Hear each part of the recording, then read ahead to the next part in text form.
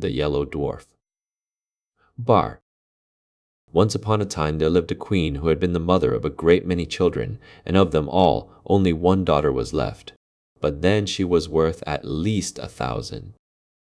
Her mother, who, since the death of the king, her father, had nothing in the world she cared for so much as this little princess, was so terribly afraid of losing her that she quite spoiled her, and never tried to correct any of her faults.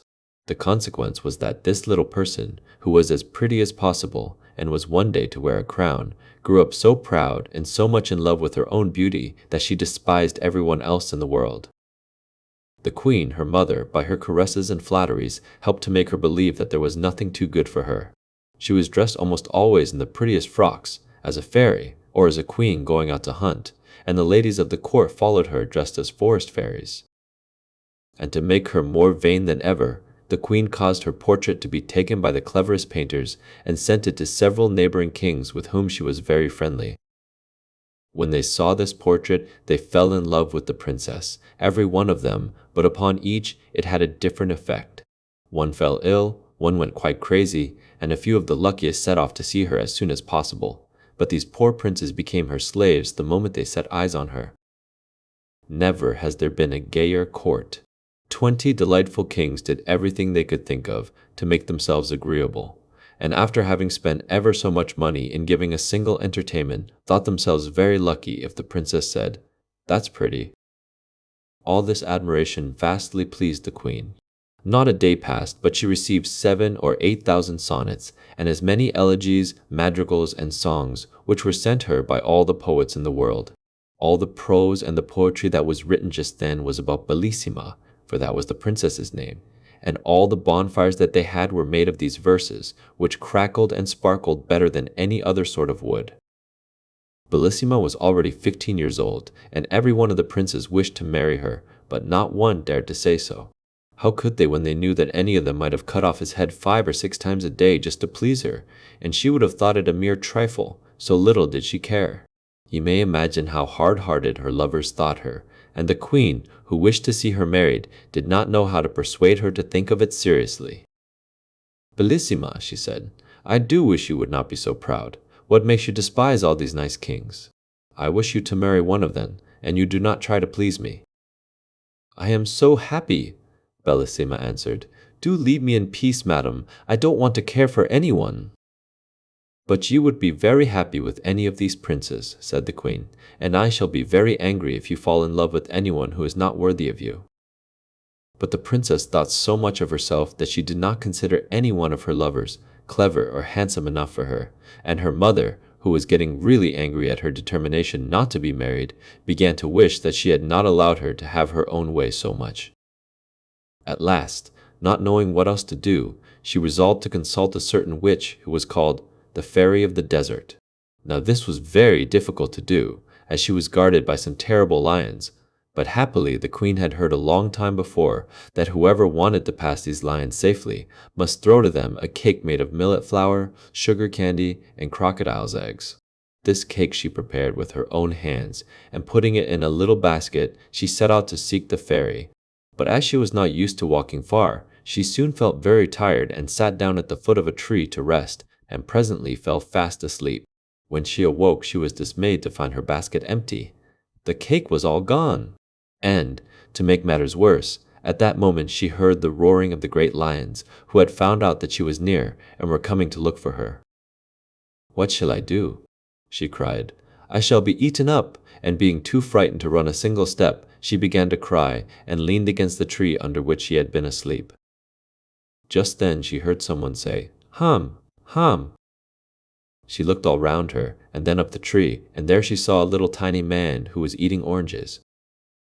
"Oh, Queen," said he, "I know you very well, and I know how much afraid you are of the lions, and you are quite right too, for they have eaten many other people, and what can you expect, as you have not any cake to give them?"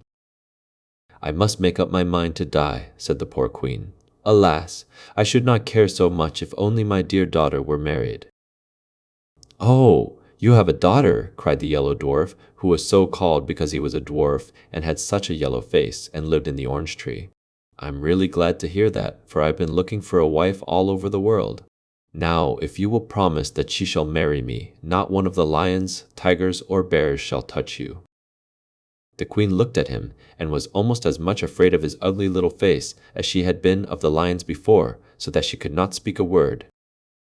"What, you hesitate, madam?" cried the dwarf. "You must be very fond of being eaten up alive." And, as he spoke, the queen saw the lions, which were running down a hill toward them. Each one had 2 heads, 8 feet, and 4 rows of teeth, and their skins were as hard as turtle shells, and were bright red. At this dreadful sight, the poor queen, who was trembling like a dove when it sees a hawk, cried out as loud as she could, "Oh, dear Mr. Dwarf, Bellissima shall marry you." "Oh, indeed," said he disdainfully. "Bellissima is pretty enough, but I don't particularly want to marry her. You can keep her." "Oh, noble sir," said the queen in great distress, "do not refuse her. She is the most charming princess in the world." "Oh, well," he replied, "out of charity I will take her, but be sure and don't forget that she is mine." As he spoke, a little door opened in the trunk of the orange tree. In rushed the queen, only just in time, and the door shut with a bang in the faces of the lions. The queen was so confused that at first she did not notice another little door in the orange tree, but presently it opened, and she found herself in a field of thistles and nettles. It was encircled by a muddy ditch, and a little further on was a tiny thatched cottage, out of which came the yellow dwarf with a very jaunty air. He wore wooden shoes and a little yellow coat, and as he had no hair and very long ears, he looked altogether a shocking little object. "I am delighted," said he to the queen, "that, as you are to be my mother-in-law, you should see the little house in which your Bellissima will live with me. With these thistles and nettles, she can feed a donkey which she can ride whenever she likes, under this humble roof. No weather can hurt her. She will drink the water of this brook and eat frogs, which grow very fat about here. And then she will have me always with her, handsome, agreeable, and gay as you see me now. For if her shadow stays by her more closely than I do, I shall be surprised." The unhappy queen, seeing all at once what a miserable life her daughter would have with this dwarf, could not bear the idea, and fell down insensible without saying a word. When she revived, she found to her great surprise that she was lying in her own bed at home, and, what was more, that she had on the loveliest lace nightcap that she had ever seen in her life. At first she thought that all her adventures, the terrible lions, and her promise to the yellow dwarf that he should marry Bellissima must have been a dream. But there was the new cap with its beautiful ribbon and lace to remind her that it was all true, which made her so unhappy that she could neither eat, drink, nor sleep for thinking of it. The princess, who, in spite of her wilfulness, really loved her mother with all her heart, was much grieved when she saw her looking so sad, and often asked her what was the matter. But the queen, who didn't want her to find out the truth, only said that she was ill, or that one of her neighbors was threatening to make war against her.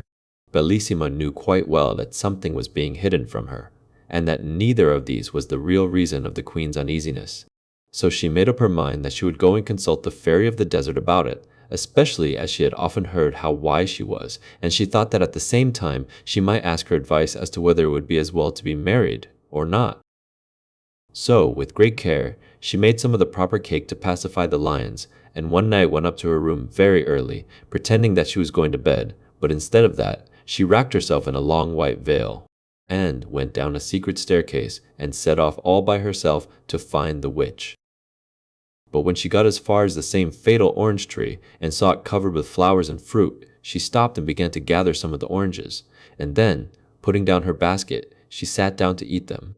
But when it was time to go on again, the basket had disappeared, and, though she looked everywhere, not a trace of it could she find. The more she hunted for it, the more frightened she got, and at last she began to cry. Then all at once she saw before her the yellow dwarf. "What's the matter with you, my pretty one?" said he. "What are you crying about?" "Alagadas," she answered. "No wonder that I am crying, seeing that I have lost the basket of cake that was to help me to get safely to the cave of the fairy of the desert." "And what do you want with her, pretty one?" said the little monster. "For I am a friend of hers, and, for the matter of that, I am quite as clever as she is." "The queen, my mother," replied the princess, "has lately fallen into such deep sadness that I fear that she will die, and I am afraid that perhaps I am the cause of it, for she very much wishes me to be married." And I must tell you truly that as yet I have not found anyone I consider worthy to be my husband. So for all these reasons I wish to talk to the fairy." "Do not give yourself any further trouble, princess," answered the dwarf. "I can tell you all you want to know better than she could. The queen, your mother, has promised you in marriage." "Has promised me," interrupted the princess. "Oh, no, I'm sure she has not. She would have told me if she had. I am too much interested in the matter for her to promise anything without my consent. You must be mistaken." "Beautiful princess," cried the dwarf suddenly, throwing himself on his knees before her, "I flatter myself that you will not be displeased at her choice when I tell you that it is to me she has promised the happiness of marrying you." "You!" cried Bellissima, starting back. "My mother wishes me to marry you. How can you be so silly as to think of such a thing?" "Go!" "It isn't that I care much to have that honor," cried the dwarf angrily, "but here are the lions coming. They'll eat you up in 3 mouthfuls, and there will be an end of you and your pride." And indeed, at that moment the poor princess heard their dreadful howls coming nearer and nearer. "What shall I do?" she cried. "Must all my happy days come to an end like this?" The malicious dwarf looked at her and began to laugh spitefully. "At least," said he, "you have the satisfaction of dying unmarried. A lovely princess like you must surely prefer to die rather than be the wife of a poor little dwarf like myself."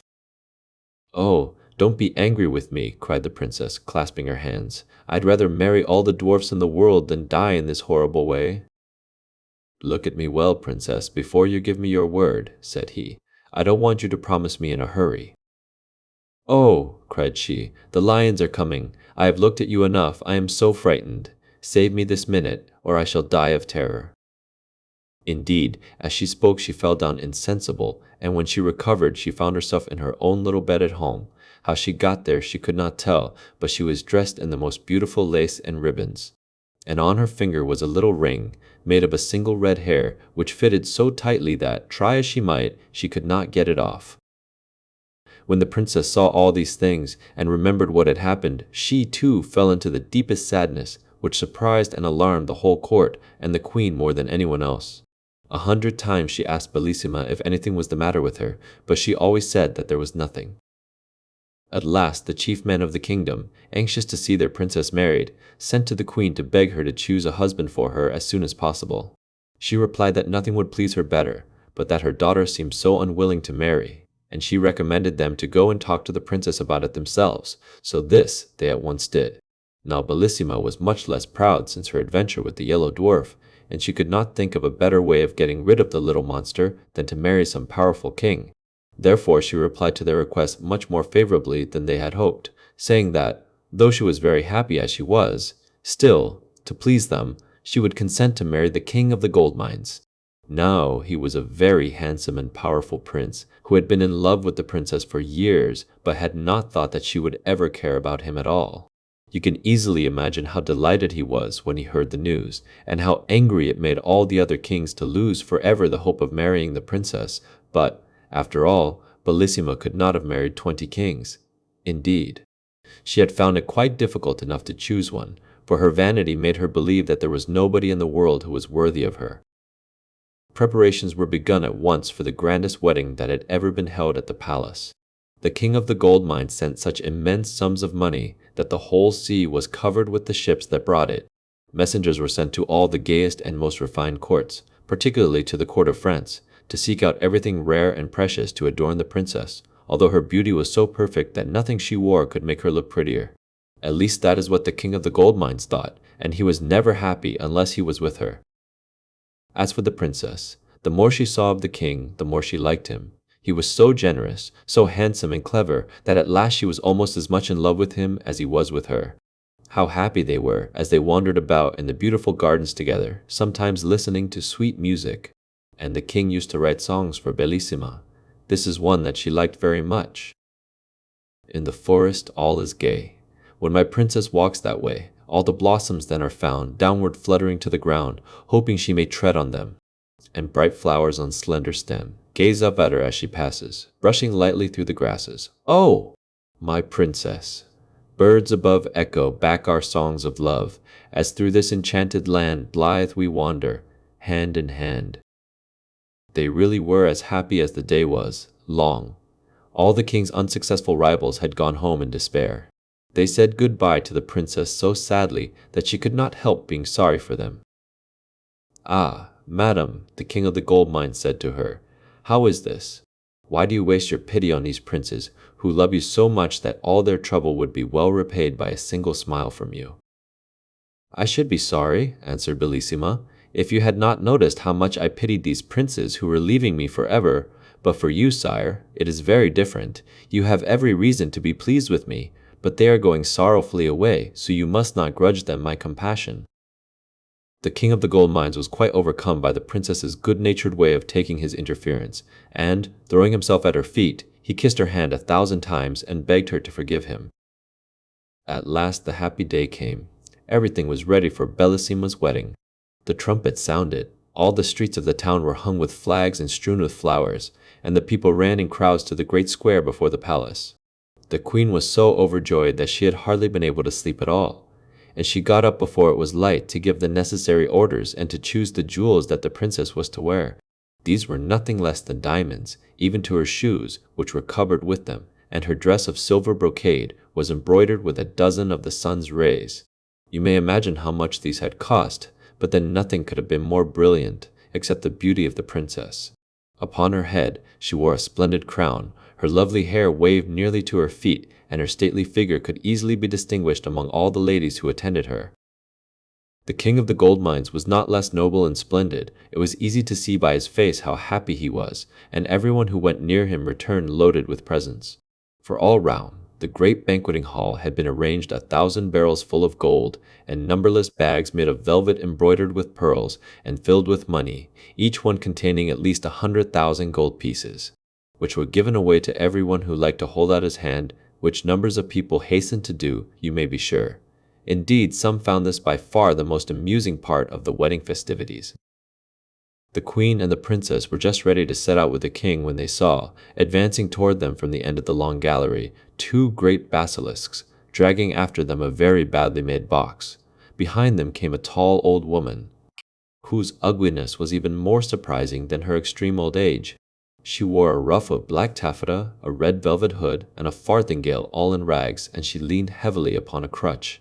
This strange old woman, without saying a single word, hobbled 3 times round the gallery, followed by the basilisks. Then stopping in the middle, and brandishing her crutch threateningly, she cried, "Ho, ho, queen! Ho, ho, princess! Do you think you are going to break with impunity the promise that you made to my friend the Yellow Dwarf? I am the fairy of the desert, without the Yellow Dwarf and his orange tree. My great lions would soon have eaten you up, I can tell you, and in fairyland we do not suffer ourselves to be insulted like this. Make up your minds at once what you will do, for I vow that you shall marry the Yellow Dwarf. If you don't, may I burn my crutch?" "Ah, princess," said the queen, weeping, "what is this that I hear? What have you promised?" "Ah, my mother," replied Bellissima sadly, "what did you promise yourself?" The king of the gold mines, indignant at being kept from his happiness by this wicked old woman, went up to her, and threatening her with his sword, said, "Get away out of my country at once and forever, miserable creature, lest I take your life, and so rid myself of your malice."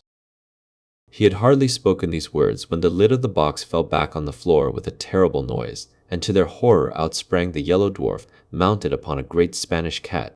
"Rash youth," he cried, rushing between the fairy of the desert and the king, "dare to lay a finger upon this illustrious fairy, your quarrel is with me only.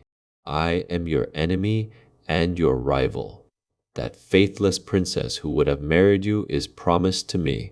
See if she has not. Upon her finger a ring made of one of my hairs. Just try to take it off, and you will soon find out that I am more powerful than you are." "Wretched little monster," said the king, "do you dare to call yourself the princess's lover, and to lay claim to such a treasure? Do you know that you are a dwarf, that you are so ugly that one cannot bear to look at you, and that I should have killed you myself long before this if you had been worthy of such a glorious death?" The Yellow Dwarf, deeply enraged at these words, set spurs to his cat, which yelled horribly and leaped hither and thither, terrifying everybody except the brave king, who pursued the dwarf closely, till he, drawing a great knife with which he was armed, challenged the king to meet him in single combat, and rushed down into the courtyard of the palace with a terrible clatter. The king, quite provoked, followed him hastily, but they had hardly taken their places facing one another, and the whole court had only just had time to rush out upon the balconies to watch what was going on, when suddenly the sun became as red as blood, and it was so dark that they could scarcely see at all. The thunder crashed, and the lightning seemed as if it must burn up everything. The two basilisks appeared, one on each side of the bad dwarf, like giants, mountains high, and fire flew from their mouths and ears until they looked like flaming furnaces. None of these things could terrify the noble young king, and the boldness of his looks and actions reassured those who were looking on, and perhaps even embarrassed the Yellow Dwarf himself, but even his courage gave way when he saw what was happening to his beloved princess. For the fairy of the desert, looking more terrible than before, mounted upon a winged griffin, and with long snakes coiled round her neck, had given her such a blow with the lance she carried that Bellissima fell into the queen's arms bleeding and senseless. Her fond mother, feeling as much hurt by the blow as the princess herself, uttered such piercing cries and lamentations that the king, hearing them, entirely lost his courage and presence of mind. Giving up the combat, he flew toward the princess, to rescue or to die with her. But the Yellow Dwarf was too quick for him. Leaping with his Spanish cat upon the balcony, he snatched Bellissima from the queen's arms, and before any of the ladies of the court could stop him, he had sprung upon the roof of the palace and disappeared with his prize. The king, motionless with horror, looked on despairingly at this dreadful occurrence, which he was quite powerless to prevent, and to make matters worse, his sight failed him, everything became dark, and he felt himself carried along through the air by a strong hand. This new misfortune was the work of the wicked fairy of the desert, who had come with the Yellow Dwarf to help him carry off the princess, and had fallen in love with the handsome young king of the gold mines directly she saw him. She thought that if she carried him off to some frightful cavern and chained him to a rock, then the fear of death would make him forget Bellissima and become her slave. So, as soon as they reached the place, she gave him back his sight, but without releasing him from his chains, and by her magic power, she appeared before him as a young and beautiful fairy, and pretended to have come there quite by chance. "What do I see?" she cried. "Is it you, dear prince? What misfortune has brought you to this dismal place?" The king, who was quite deceived by her altered appearance, replied, "Beautiful fairy, the fairy who brought me here first took away my sight, but by her voice I recognized her as the fairy of the desert, though what she should have carried me off for, I cannot tell you." "Ah," cried the pretended fairy, "if you have fallen into her hands, you won't get away until you have married her.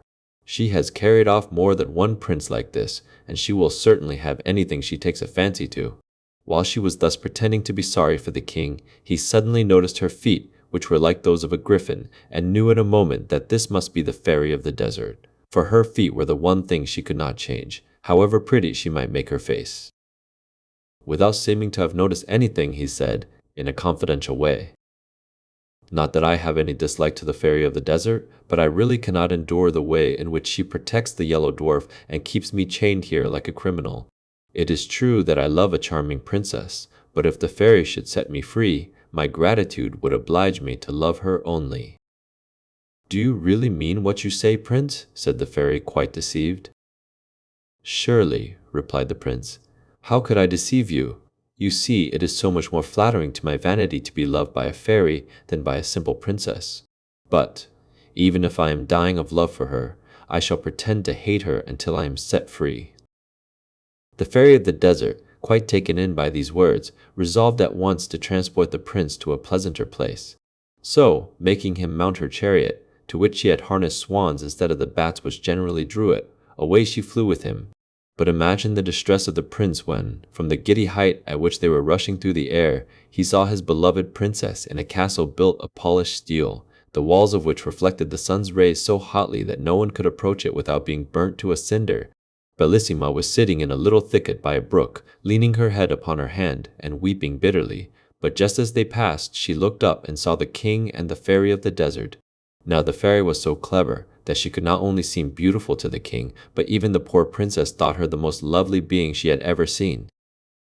"What?" she cried. "Was I not unhappy enough in this lonely castle to which that frightful Yellow Dwarf brought me? Must I also be made to know that the king of the gold mines ceased to love me as soon as he lost sight of me?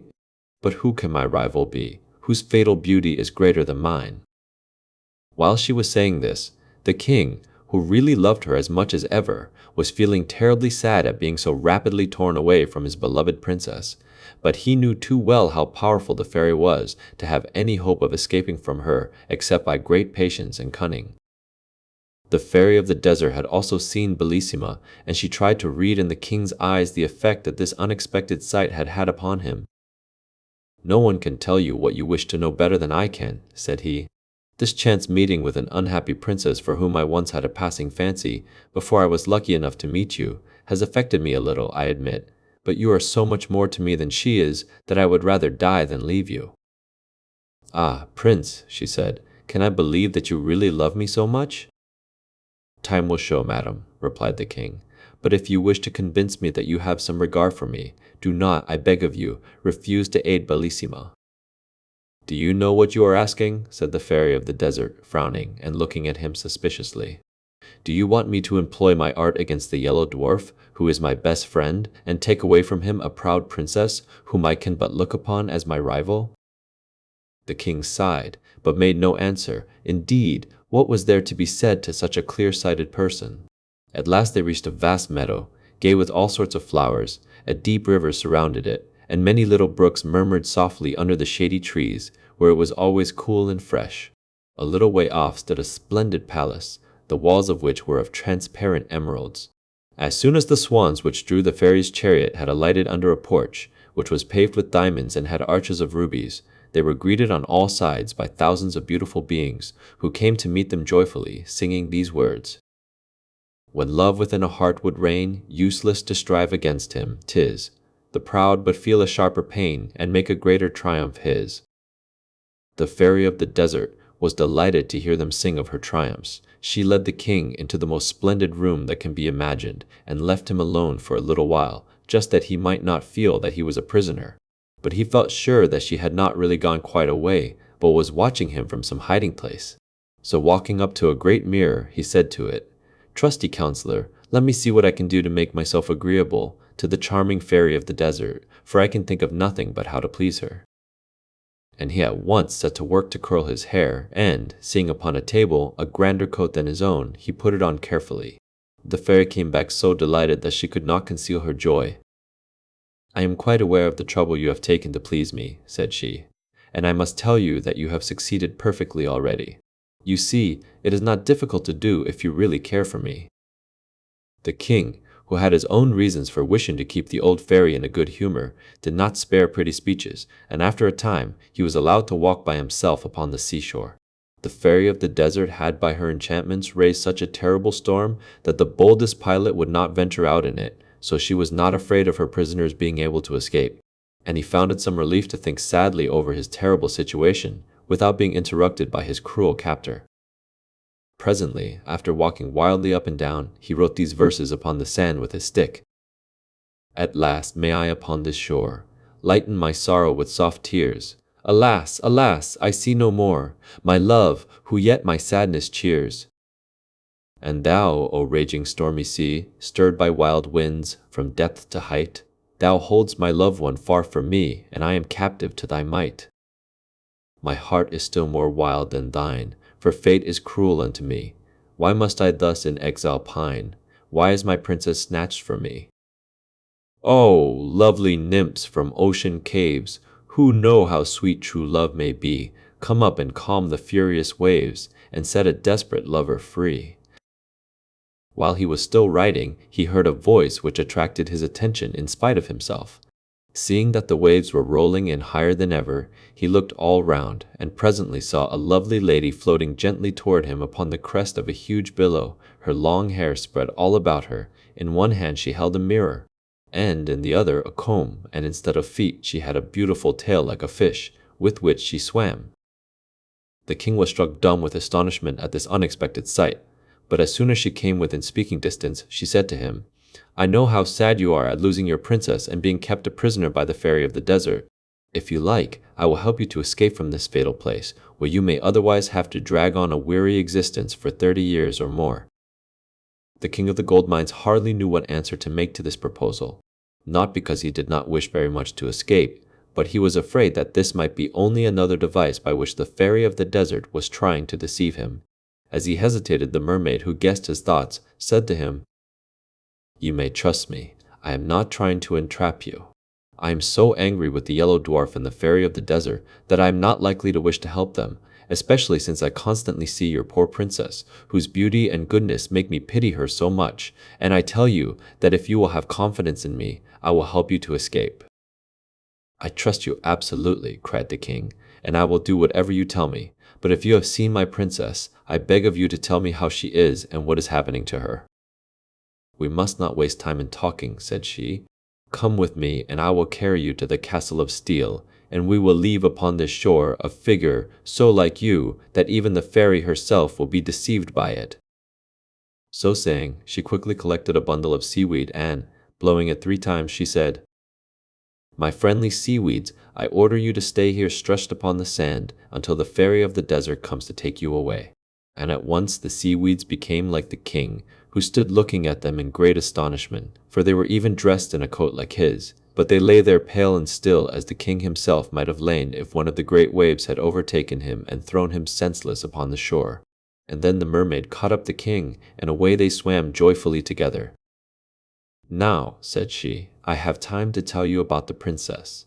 In spite of the blow which the fairy of the desert gave her, the Yellow Dwarf compelled her to mount behind him upon his terrible Spanish cat, but she soon fainted away with pain and terror, and did not recover till they were within the walls of his frightful castle of steel. Here she was received by the prettiest girls it was possible to find, who had been carried there by the Yellow Dwarf, who hastened to wait upon her and showed her every possible attention. She was laid upon a couch covered with cloth of gold, embroidered with pearls as big as nuts. "Ah," interrupted the king of the gold mines, "if Bellissima forgets me and consents to marry him, I shall break my heart." "You need not be afraid of that," answered the mermaid. "The princess thinks of no one but you, and the frightful dwarf cannot persuade her to look at him." "Pray go on with your story," said the king. "What more is there to tell you?" replied the mermaid. "Bellissima was sitting in the wood when you passed, and saw you with the fairy of the desert, who was so cleverly disguised that the princess took her to be prettier than herself. You may imagine her despair, for she thought that you had fallen in love with her." "She believes that I love her," cried the king. "What a fatal mistake! What is to be done to undeceive her?" "You know best," answered the mermaid, smiling kindly at him. "When people are as much in love with one another as you two are, they don't need advice from anyone else." As she spoke, they reached the castle of steel, the side next the sea being the only one which the Yellow Dwarf had left unprotected by the dreadful burning walls. "I know quite well," said the mermaid, "that the princess is sitting by the brookside, just where you saw her as you passed. But as you will have many enemies to fight with before you can reach her, take this sword. Armed with it, you may dare any danger and overcome the greatest difficulties. Only beware of one thing, that is, never to let it fall from your hand. Farewell. Now I will wait by that rock, and if you need my help in carrying off your beloved princess, I will not fail you, for the queen, her mother, is my best friend, and it was for her sake that I went to rescue you." So saying, she gave to the king a sword made from a single diamond, which was more brilliant than the sun. He could not find words to express his gratitude, but he begged her to believe that he fully appreciated the importance of her gift and would never forget her help and kindness. We must now go back to the fairy of the desert. When she found that the king did not return, she hastened out to look for him, and reached the shore, with 100 of the ladies of her train loaded with splendid presents for him. Some carried baskets full of diamonds, others golden cups of wonderful workmanship, and amber, coral, and pearls. Others, again, balanced upon their heads bales of the richest and most beautiful stuffs, while the rest brought fruit and flowers, and even birds. But what was the horror of the fairy who followed this gay troop, when she saw, stretched upon the sands, the image of the king which the mermaid had made with the seaweeds. Struck with astonishment and sorrow, she uttered a terrible cry and threw herself down beside the pretended king, weeping and howling and calling upon her 11 sisters, who were also fairies and who came to her assistance. But they were all taken in by the image of the king, for, clever as they were, the mermaid was still cleverer, and all they could do was to help the fairy of the desert to make a wonderful monument over what they thought was the grave of the king of the gold mines. But while they were collecting jasper and porphyry, agate and marble, gold and bronze, statues, and devices to immortalize the king's memory. He was thanking the good mermaid and begging her still to help him, which she graciously promised to do as she disappeared. And then he set out for the castle of steel. He walked fast, looking anxiously round him and longing once more to see his darling Bellissima. But he had not gone far before he was surrounded by 4 terrible sphinxes who would very soon have torn him to pieces with their sharp talons if it had not been for the mermaid's diamond sword. For no sooner had he flashed it before their eyes than down they fell at his feet quite helpless, and he killed them with one blow. But he had hardly turned to continue his search when he met 6 dragons covered with scales that were harder than iron. Frightful as this encounter was, the king's courage was unshaken, and by the aid of his wonderful sword, he cut them in pieces one after the other. Now he hoped his difficulties were over, but at the next turning he was met by one which he did not know how to overcome. 24 pretty and graceful nymphs advanced toward him, holding garlands of flowers, with which they barred the way. "Where are you going, Prince?" they said. "It is our duty to guard this place, and if we let you pass, great misfortunes will happen to you and to us. We beg you not to insist upon going on. Do you want to kill 24 girls who have never displeased you in any way?" The king did not know what to do or to say. It went against all his ideas as a knight to do anything a lady begged him not to do, but, as he hesitated, a voice in his ear said, "Strike, strike, and do not spare, or your princess is lost forever." So, without reply to the nymphs, he rushed forward instantly, breaking their garlands and scattering them in all directions, and then went on without further hindrance to the little wood where he had seen Bellissima. She was seated by the brook, looking pale and weary when he reached her, and he would have thrown himself down at her feet, but she drew herself away from him with as much indignation as if he had been the Yellow Dwarf. "Ah, princess," he cried, "do not be angry with me. Let me explain everything. I am not faithless or to blame for what has happened. I am a miserable wretch who has displeased you without being able to help himself." "Ah," cried Bellissima, "did I not see you flying through the air with the loveliest being imaginable? Was that against your will?" "Indeed it was, princess," he answered. "The wicked fairy of the desert, not content with chaining me to a rock, carried me off in her chariot to the other end of the earth, where I should even now be a captive, but for the unexpected help of a friendly mermaid who brought me here to rescue you, my princess, from the unworthy hands that hold you. Do not refuse the aid of your most faithful lover." So saying, he threw himself at her feet and held her by her robe. But, alas! In so doing, he let fall the magic sword, and the Yellow Dwarf, who was crouching behind a lettuce, no sooner saw it than he sprang out and seized it, well knowing its wonderful power. The princess gave a cry of terror on seeing the dwarf, but this only irritated the little monster. Muttering a few magical words, he summoned 2 giants, who bound the king with great chains of iron. "Now," said the dwarf, "I am master of my rival's fate, but I will give him his life and permission to depart unharmed if you, princess, will consent to marry me." "Let me die 1,000 times rather," cried the unhappy king. "Alas," cried the princess, "must you die? Could anything be more terrible?" "That you should marry that little wretch would be far more terrible," answered the king. "At least," continued she, "let us die together." "Let me have the satisfaction of dying for you, my princess," said he. "Oh, no, no," she cried, turning to the dwarf. "Rather than that, I will do as you wish." "Cruel princess," said the king, "would you make my life horrible to me by marrying another before my eyes?" "Not so," replied the Yellow Dwarf. "You are a rival of whom I am too much afraid. You shall not see our marriage." So saying, in spite of Bellissima's tears and cries, he stabbed the king to the heart with the diamond sword. The poor princess, seeing her lover lying dead at her feet, could no longer live without him. She sank down by him and died of a broken heart. So ended these unfortunate lovers, whom not even the mermaid could help, because all the magic power had been lost with the diamond sword. As to the wicked dwarf, he preferred to see the princess dead rather than married to the king of the gold mines, and the fairy of the desert, when she heard of the king's adventures, pulled down the grand monument which she had built, and was so angry at the trick that had been played her that she hated him as much as she had loved him before. The kind mermaid, grieved at the sad fate of the lovers, caused them to be changed into two tall palm trees, which stand always side by side, whispering together of their fateful love and caressing one another with their interlacing branches.